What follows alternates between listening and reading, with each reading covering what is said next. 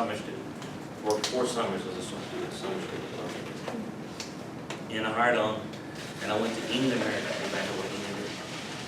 Something over this between.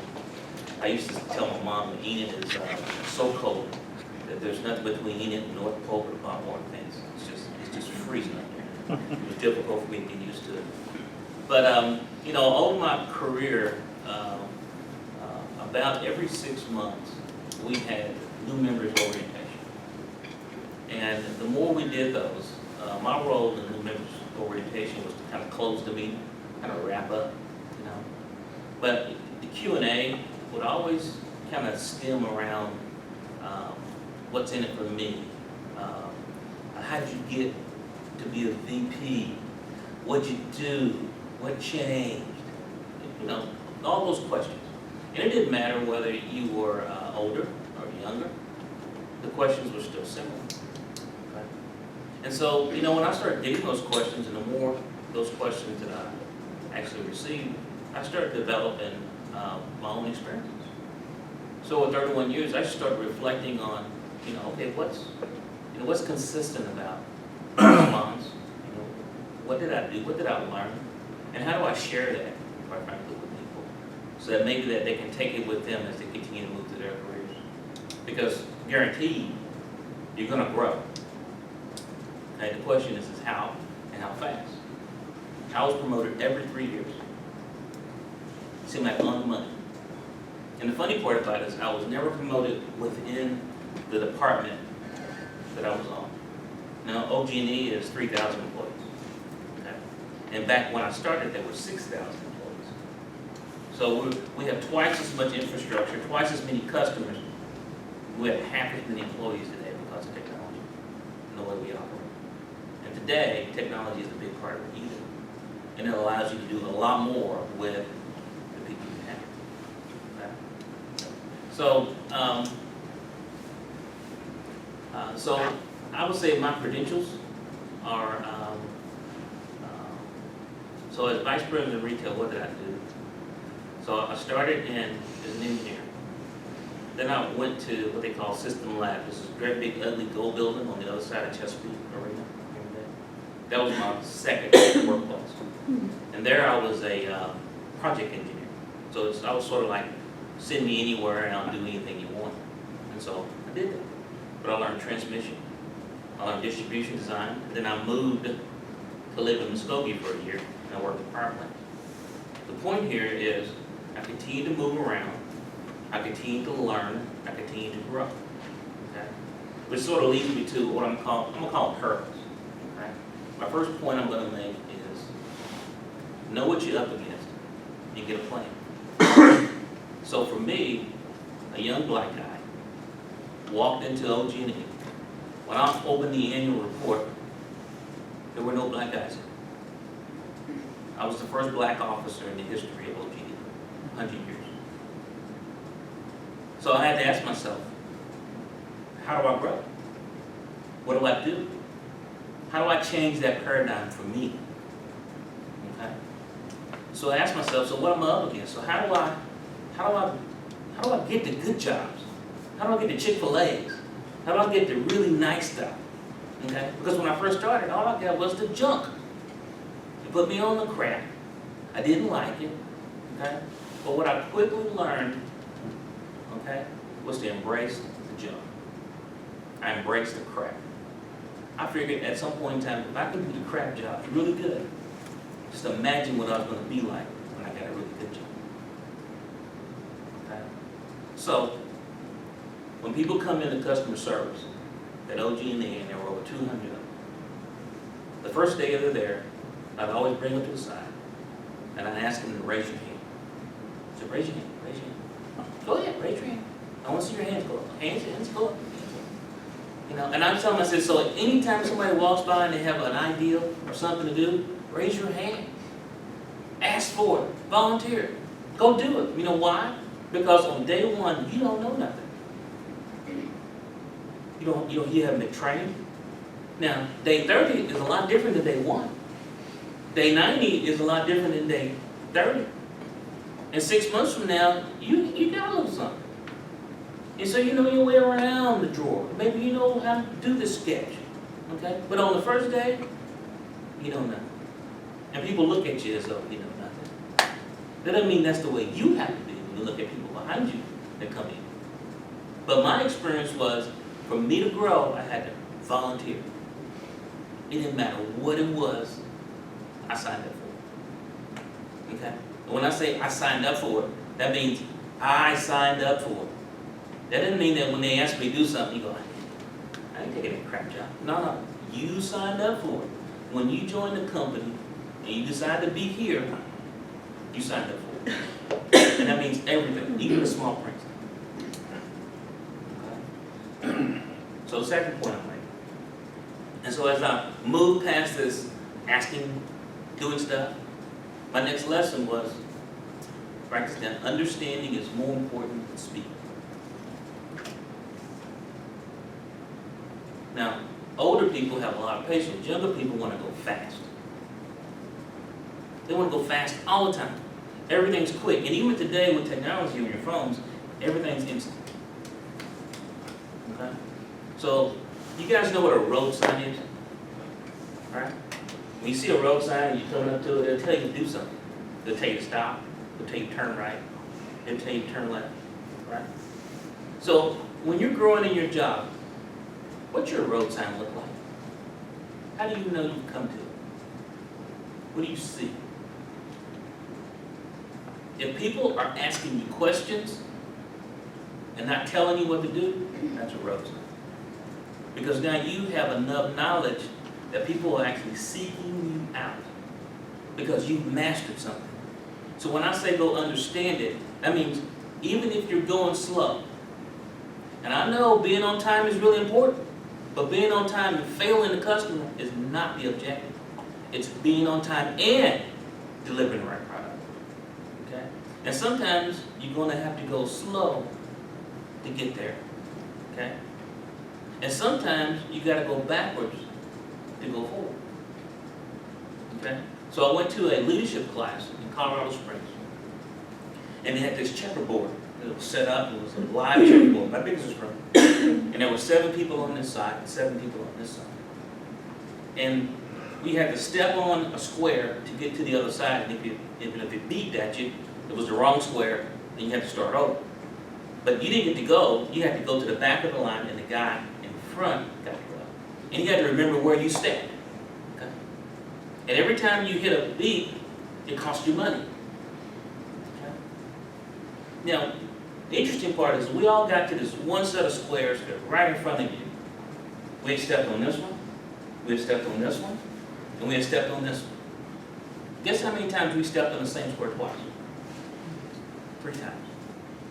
Because all we could think about was going forward. We never thought that the solution would mean maybe take a step back and go around the obstacle to get where you want to go. So sometimes, when you're facing a challenge, it isn't always forward. It may be sideways. Then it may be backwards. Okay? So the third one is you have to think about what you're doing and if what you're doing is going to take you where you want to go. So you're here working today. And I really like what he said. He says, everybody wants you to be here and spend your whole life career here. But maybe not everybody gets to it. And so are the things you're doing every day preparing you for where you want to be? I'm 53. I'm retired because that was my choice. It's what I wanted to do. And when I was 25, I started working, and all I could think about was retiring when I was 50. And it's not because I wanted to stop working. It's because I wanted to have the option to do whatever it is I wanted to do. And I still work today for myself. I still have my own personal businesses, but it's my call. It's my choice. So if the things you're doing today, here, fundamentally, are they taking you where you want to go? Okay? Which kind of feeds right into what I call being brutally honest with yourself. And so, In my department, I had 650 people that reported me. And what was common was, of the 200 people that were on the phone, a lot of them were frustrated that they were on the phone and they couldn't move to other departments. And we had career paths for them, we did training, cross-functional, we did everything we could. But a lot of times they applied for the job, and the job would require a master's degree, and they didn't have one, and they couldn't get the job, and they were upset about it. But they weren't being honest with themselves. That being honest with yourself means understanding what's required and putting in the time to go get it. If that means a master's degree, then you stop and you go do it. And in my personal career, I felt like, I tell you, when I was in 2002 is when I got my master's degree. And I started working in 85. And so you think about that as I'm going and going and going. But I kept running into jobs and growth opportunities that I couldn't get to, and I was frustrated, but I wasn't honest with myself. If I wanted to have that, I knew I needed a master's degree. I needed some background in finance. If I wanted to get to the pinnacle of my career, where I wanted to be, I had to go put in the extra effort to get there. And if you're not putting in the extra effort shows up sometimes with staying late, coming early, whatever it takes to hit the the milestones, the mission of the company. And if you're not doing that, then you're cheating yourself. Not only are you cheating yourself, you're cheating the company. Because the company's not here for you, you're here for the company. You're a unit. Nobody ever says XYZ in your name on the billboard. It says DPG Construction. That's what it says. And you show up to make everybody better, including the company. So, this is the next parable grew out of my interaction with my son, who's 23. And I used to tell him, if you set the bar really high for yourself personally, so everybody's asking, when am I going to grow? When am I going to get promoted? What's in it for me? And I'm saying, if you set the bar high enough, if you set the bar high, no matter what happens, you're going to end up in a good spot, even if that good spot is not here. Okay? Because if you're setting that bar high and you're building the skills and you're putting tools in your toolbox and you're learning every day, you're going to position yourself to be successful, whether it's here or whether it's someplace else. Because I'm pretty sure great companies like this want great people, period. And they want people that invest not only in themselves, but in others. And so part of setting the bar high is when you're climbing, you're able to help other people along the way. You'll be able to see it. It'll be clear as the nose on your face. You can't help it. My personal favorite, and I would say this one took me longer to learn than most. And it's the work is more important than the title. So in the mid-90s, I hit what I thought was the glass ceiling at LG. I just didn't get no higher. Everybody wanted me to work in their department, and so I took jobs sideways. And that was part of going sideways to go up. So I had to go pick up new skills. I had to understand how the company operated. And it turned out to be the best thing ever, because there was not a meeting that I couldn't go to that I didn't know how other people did their job. And I knew what it took to put the whole puzzle together. Okay, so when I slid into corporate planning, I knew about forecasting. I knew about distribution, I knew about generation, I knew about marketing, I knew about sales. I had done all those things, and I got to a point where I could put it all together. But for me, I still hadn't found the thing that I just really love to do. And I had to get happy with myself. I was so worried about not being called a manager, I didn't focus on what I needed to do to grow personally. I wanted that title to say manager so bad that I got focused on the wrong stuff. When I finally found the job that I liked, that I just completely became obsessed with, And I literally was getting up in the morning at 4 o'clock because I was so ready to come to work, excited about it, happy about it, and I loved what I was doing. The promotion started. And they just kept moving. Okay? And from that moment, at the end of 98 to 2005, I went from there to VP in 7 years. Which was a lot of movement in our company, the biggest it was. Okay? And so I went on, and when you look at the large wind farms in Oklahoma, big places, think about it. I bought all of them for OG&E. They provide about 15% of all the energy in the state. Okay? I probably purchased over $2 billion dollars worth of assets over my career in the last 10 years. I got to do what I love to do. Okay? So it was strategy, and it was what we call commercial. It was deal making, it was sales, it was marketing, it was customers. Okay? But the most satisfying thing that I really learned to do at the end of my career was watching other people be successful. And I didn't realize how happy that was going to make me until I saw people get their promotions and smile, get their raises and celebrate. Okay?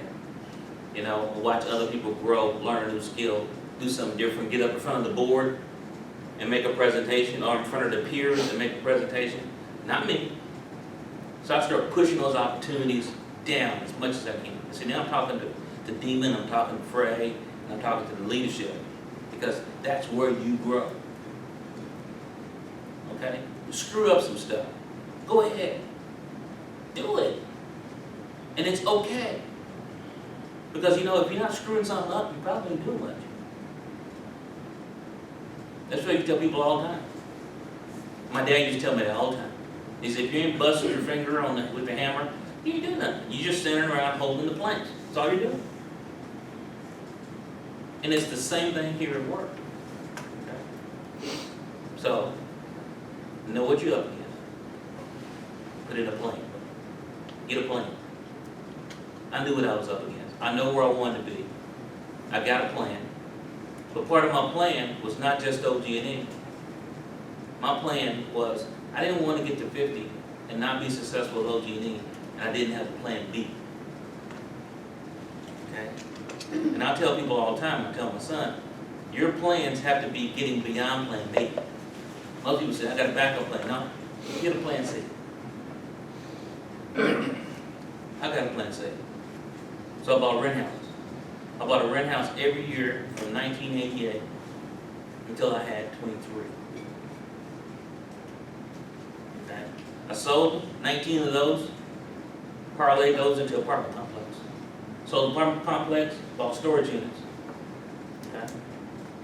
Now I'm back out buying rent houses again. I got 8 rent houses. I got storage, and I opened up a wine storage business in Atlanta, Georgia.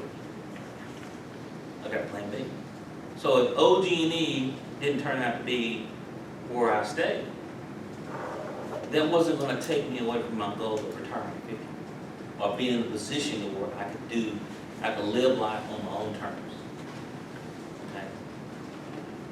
So think about when you're growing here, what you're doing, building skills within the company, and creating paths for growth is what everybody wants to do. Okay? But remember, you owe the company. The company don't owe you. The company is the one giving you the opportunities to learn skills, do things, and grow. Okay? And what you'll find is those people that are usually complaining are usually the one that ain't working. Okay? So, understand where you're going. Don't sacrifice understanding for speed. Okay? So go slow when you got to. Think about where you want to go, and does the actions you're doing take you there? Okay? Set the bar high. Even if you miss it, you'll end up in a good spot. Okay? Be brutally honest with yourself about what you can do and what you can't do. Okay? What you will do and what you won't do. Okay? And last but not least, the work is more important than the time. So, any guesses of how I met Fred and Dean? I was just thinking about that today. Coffee shop. AKA DBG's first office. Yeah. Coffee shop. I think we told you that. I don't know if you knew that or not. No, I didn't know. Didn't know that at all. We had no office. No, they used to meet up there in the first. Uncommon Grounds was our first location. We did everything except get packages at that place. Just go to there every morning, same time. And we meet for coffee, and that's how we met. And became friends from there. Questions, anybody? Thoughts?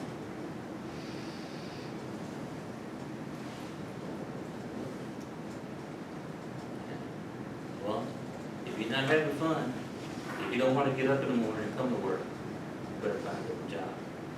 Because, it ain't no fun. It ain't worth doing. If you don't like it, it ain't worth doing. Can you talk a little bit more about the self-assessment, I mean, so why did you not go play in the NBA, right? Well, funny. Actually, I thought I had football skills back in the day. Yeah? Okay. And I played football at Millwood High School. And there's some notable people that came out. My nephews are the Woods brothers. You heard of the Woods brothers from Oklahoma State? Those are my nephews. So we had some skill in our family.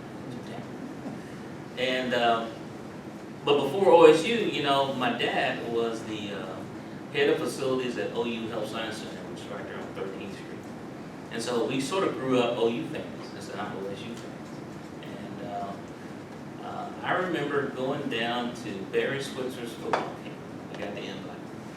It was me and Larry Carter and Rodney Harding and Terry Johnson.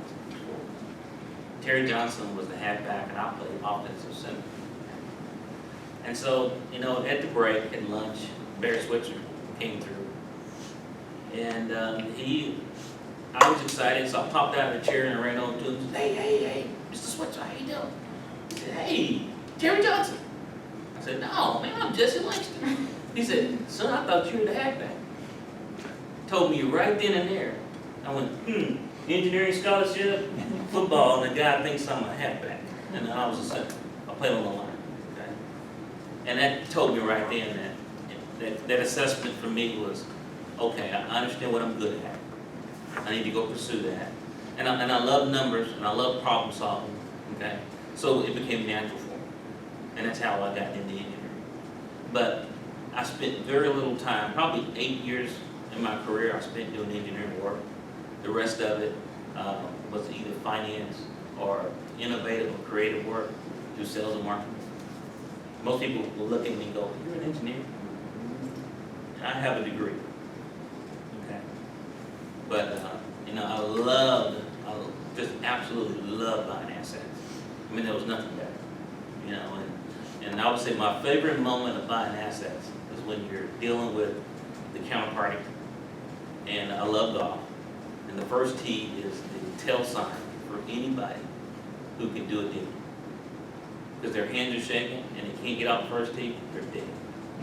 You can just see it. You can watch their body movement, you can watch everything about them. I pay as much attention to what's going on for tell signs on the first tees ever. But you can just see when you get under that heat of the moment, when he's saying I can't go any lower, you'll know if he can't go any lower. You'll just know. Okay? And when the deal's about to break, you'll see those hands start shaking. Because that pressure, you'll see it build up. And I love that feeling. When I bought my first asset for the company, it was a new power plant for $400 million. And I remember being in the room right where we were at the end of it. And it was like somebody put the adrenaline in just stuck the needle in my arm. It was so great. I mean, it was powerful. And I love that feeling. And I love that we worked 40 days straight, no days off to get it done. And that was like the climax of my career right there. And I knew I loved it, and everybody around me loved it, and the team. And when that team started working, we knew what we needed to do. It was wonderful. And everybody started snapping to it. They knew what each other needed to do. Okay? And you can't buy an asset without understanding how it fit with the rest of the company, the rest of the big picture. You just can't plug it in there and it goes, okay, it's going to work. You had to know when you were buying it, what you were buying, why it works that way. Okay? it's kind of like, crudely, but, you know, you can't buy certain earrings without knowing what the rest of your outfit's gonna be. You just won't do it. And my daughter's explained this to me many times. That's why she has multiple shoes. She says, Dad, I gotta have all these different things, okay? But at the same time, our business is the same way. You just can't go plug in wind farms without understanding how they deliver energy, what's happening to them, what's going on behind the scenes, okay? And everybody else has to understand what's happening too. Because I'm working, I'm not always talking, but they know exactly where I'm going and what's going on. The more your team works together and the more you do that, the more you just sort of know each other. You read it, you feel it, you know it, and the celebrations are better. And the growth is better. Yeah. And, you know, small groups to me are a lot more funner than big groups. Big groups are really hard. When I say big, I'm thinking 100. Okay? But 25, 30, anything less than 50, oh, that's the sweet spot to me. Because you're so nimble, you can be quick, you can change directions, you can do anything you want to do. You can take on anything you want. You put your mind to it, and it can happen. And when you're in small groups, you get an opportunity to do everything. So raise your hand. If there's something that you're thinking about that you have no business doing, but you're curious about it, go down the hallway and say, hey, can I do that? You're going to get 2 answers, yes or no. You know, and just find something later on and say, can I do it again?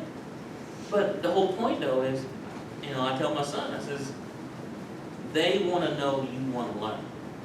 They want to know you want to grow. They want to know you want to be as best as you can be. And you want the same thing for yourself. But sign up for it, stick to it, don't look back. We'll have a good time. Thanks for having me out. Quiet group. Quiet group. Usually by the third parable, people with OG and were just going, well, I don't understand that. What do you mean by that? We want to learn. That's why we're quiet. And you're never too old to stop there. You're just not. I promise you that. You're just not. I still like it myself. So let's see. 8 months ago, started a new business called wine storage. You ever thought about people storing wine and paying for it? Isn't that cool? That's what I'm doing. You take your clothes to self-storage and put it in a self-storage locker? Well, rich people take their wine and bring it to me and I put it in my home. Cool, huh? But you imagine it, though. It's that easy. Okay? And you can see something if you run your face. You ever drove down the street and thought, boy, it'd be great if a car wash was right there on that corner. And then about 8 months later, it's a car wash right there on that corner. You thought about it. It was there. The question is, did you act on it? So you'll be at work and there'll be a project happening and you'll see it. It'll be right there. And you'll see it and you'll go, but wouldn't it be great if we did this so and so? You know? Sometimes they're not bad ideas. You just gotta raise them. And trust them. And keep going. And don't be afraid to hear no. Or don't be afraid to hear that's out of the spec, give me the timeline. Bring the ideal anyway. You get an opportunity, ideas are free. And it may just be, wow, what a great idea. And boom, next thing you know, call it your maneuver. It's going to be, going to name this thing after you have. You never know. You just never know.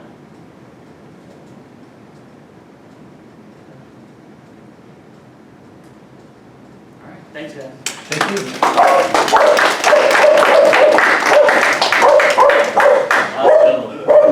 I'm confused with Roscoe. So I'm curious, how long have y'all been with the company? How long have you been? 4 months, 3 months? 3 months? November. Okay. A year. How about you? October. We'll be here Okay. last May. Last May. Just a little over 2 months. A little 2 months. 9 months. 9 months. Everybody. A little under 2 months. 4 years. 4 years. Second day. Second day. Wow. Maybe. Rookie. Wow, that's only one person over a year? Two. There's Tanya. Tanya's been a year and then Lon's been 4. 4 months. That's phenomenal. That's absolutely phenomenal. Good luck to you, you guys. Have fun. All right, Casey, ready to do your pro course stuff? Sure.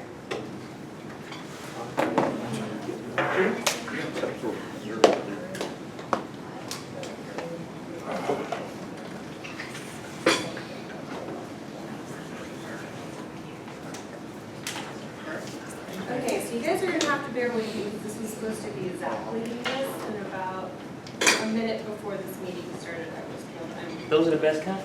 I know, have hope,